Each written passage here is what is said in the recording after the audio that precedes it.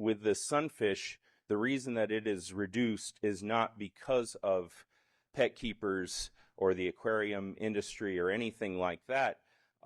It has other issues, and we don't fully understand those.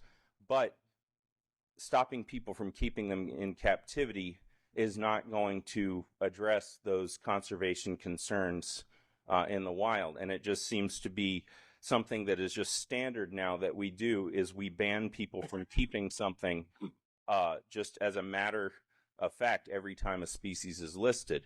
And FWC staff has told us, well, this is just the way this has always been done.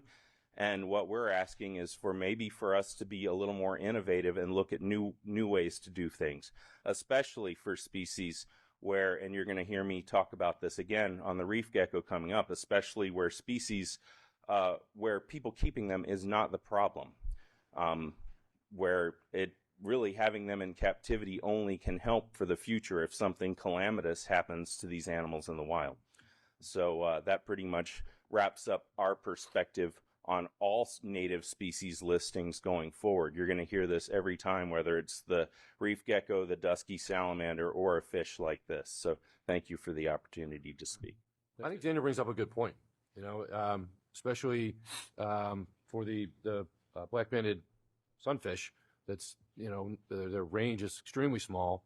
I know that we're not going to go arrest somebody in their home because they have them in a 5-gallon aquarium, but I don't know. I think what he's trying to get to is a balance, and I don't know how that balance is done.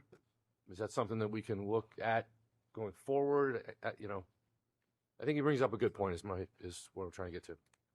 I mostly just want to express my disappointment in the way that this process has gone. What we're hoping for is not that just we're allowed to have a meeting with you, but that you actually consider our input. And some of the input that we've given, I think, from the presentation that I saw actually was mischaracterized, and some of what you heard in the presentation was a little bit misleading.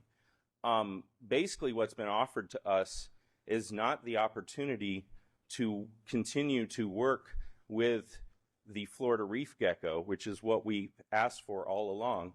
And that's kind of what we asked for a few years ago with diamondback terrapins and what I spoke about with the sunfish. And we see this coming in the future, probably with more and more species which are likely to be imperiled and listed in Florida. Not everybody's going to be happy with all our decisions. So I think our staff has given a lot of attention to this item.